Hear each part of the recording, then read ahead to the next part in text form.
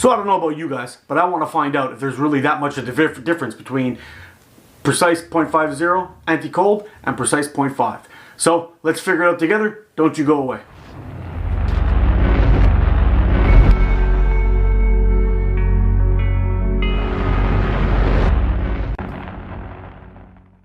Sorry guys, it is freezing cold outside today. We got minus 17 degrees of a base temperature and minus 22 with the wind chill. So it's going to be harder on me than it is on these damn bands, let me tell you. So, what's the plan today? Well, I've made these band sets according to how I make my bands.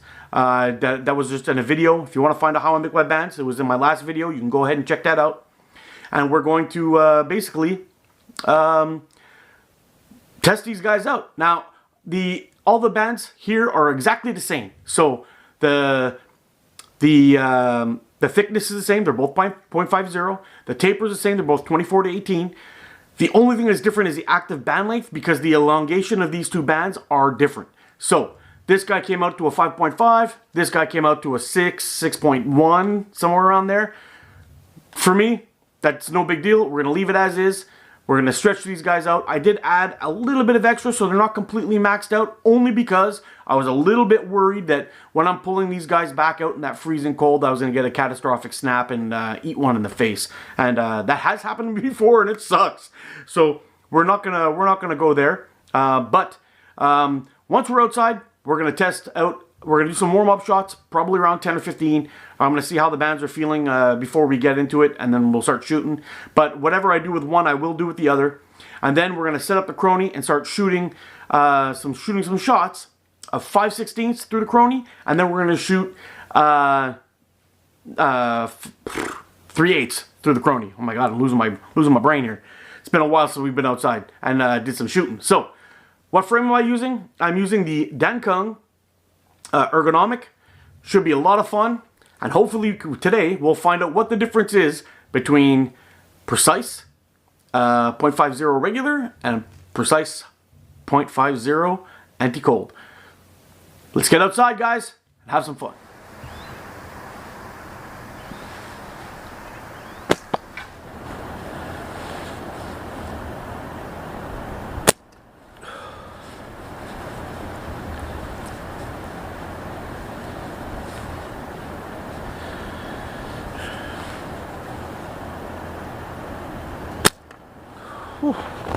Alright, let's get that chrony set up. Alright, so first up, it's going to be 5/16 ammo. Let's see how she does.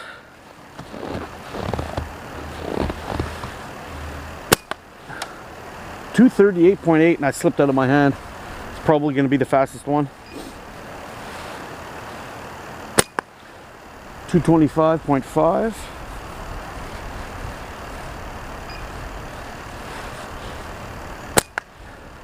224.8.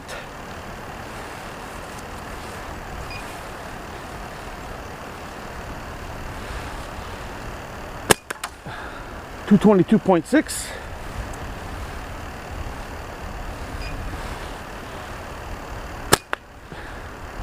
And 219.8. All right, let's try 3/8 steel, 5 shots.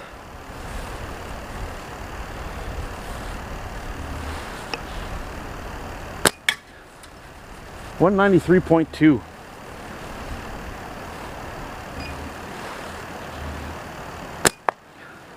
196.5.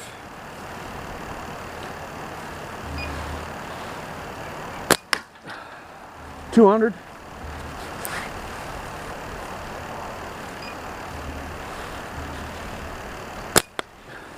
199.4.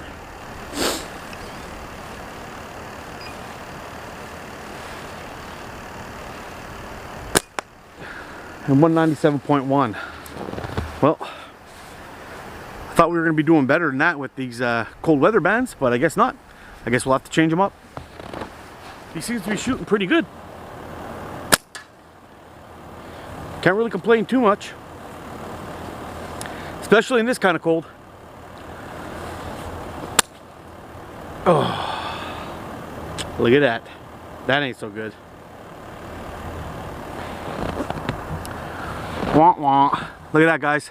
we didn't even get through the test, and I had a band set snap on me right there. I am going to make another band set and see how this goes, just in case there was an error on my part somehow. But I think that might be the cold kicking its ass.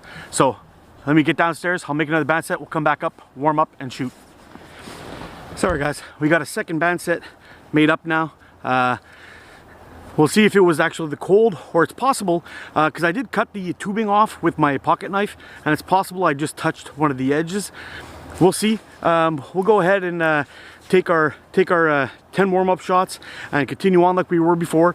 If it happens again, then we have our answer, because this time I used scissors and made sure everything was was safely tucked away while I was cutting them up, and took all the precautions to make sure that we had a good band set. So if it snaps this time, it's because of the cold.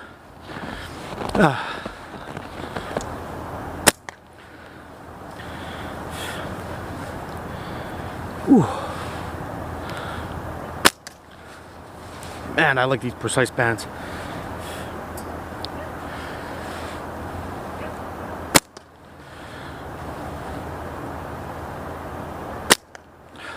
Okay, got the chrony set up, and once again we're going to start off with some 5/16.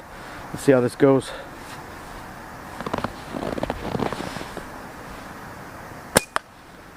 .221.2.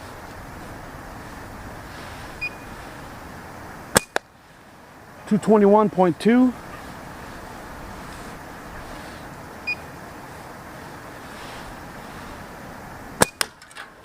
222.6.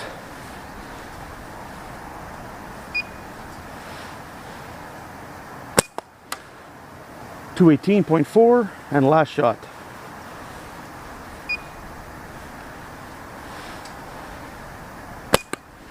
.225.5. Okay, now it's time for 3/8.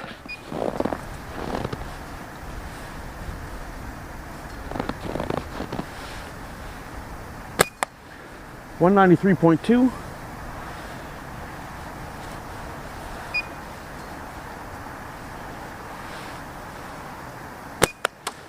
196.6.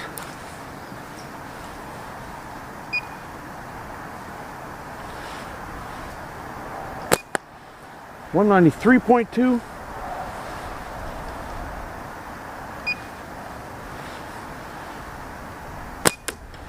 195.4.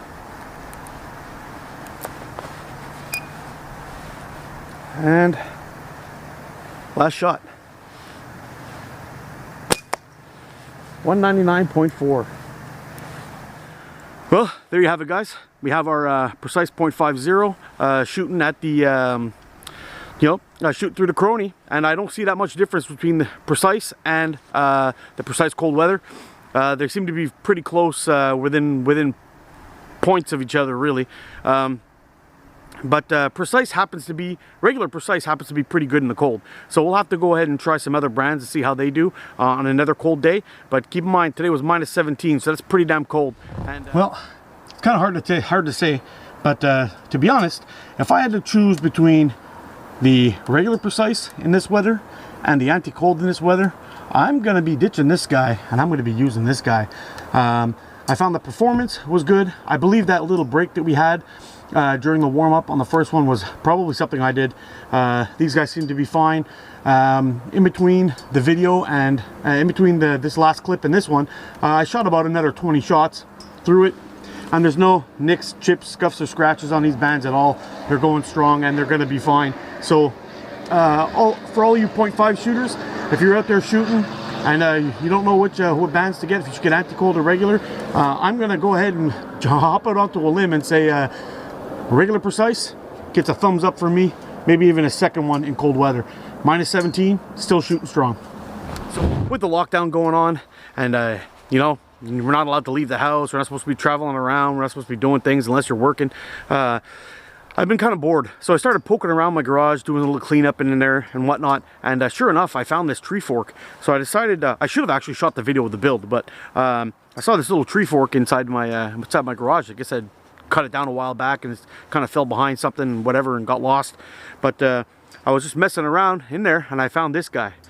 Yeah, It was definitely a diamond in the rough.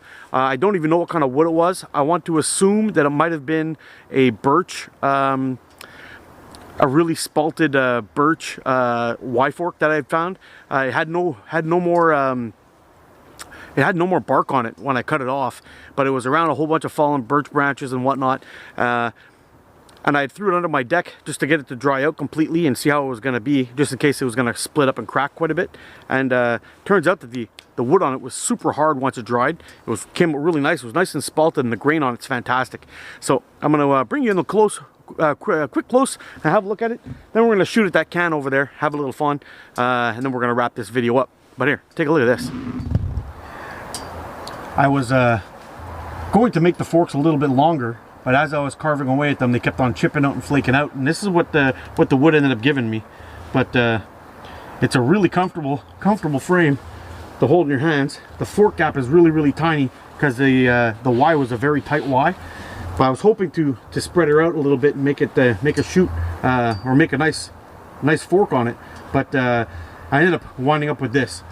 Now at first I was like, oh man, I don't know if I'm going to shoot it. It's almost a pickle fork when you look at it. It's really small.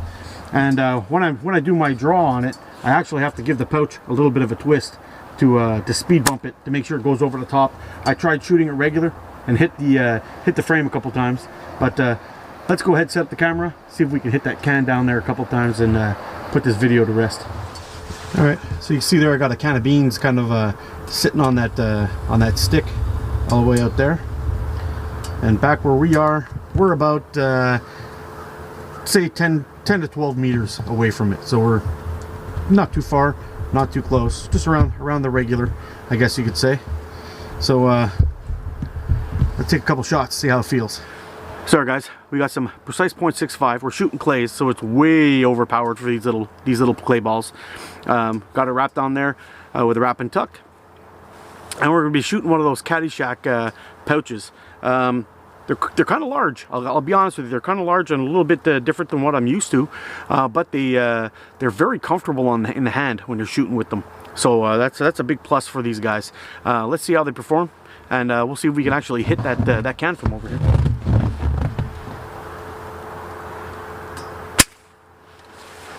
One thing is, with this guy, I actually have to speed bump it a little bit. So I gotta twist the pouch a little just to make it go over the edge like you would with a pickle fork.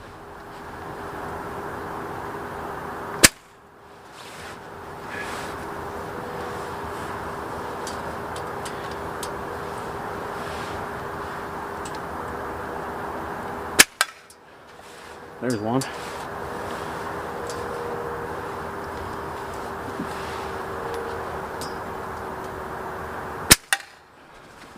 Two.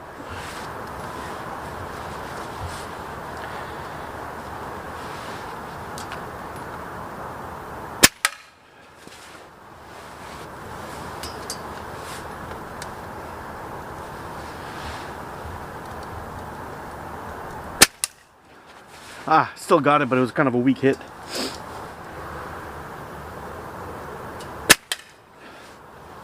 There we go. Well guys, that's all I got for you today. We've got a band test, show you a nice little natty that carved out. That's it for today. So I want to thank all you guys for watching. You guys stay safe, take care, be good to each other, get out and practice, and I'll see you again soon. I love you guys, you're freaking awesome. Hey, thanks for watching guys. If you enjoyed this video, hit that thumbs up button for me. It sure helps me out a lot. And subscribe if you haven't already. On this end screen here, I'm going to attach a couple of playlists for you guys to check out. But I'm also going to attach that video on how to make your bands, or how I make my bands from beginning to end.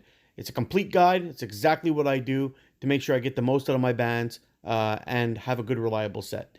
Thanks a lot for watching, guys. You guys take care. Be good to each other. And I will see you again soon. And please be safe out there. It's crazy times we're living in.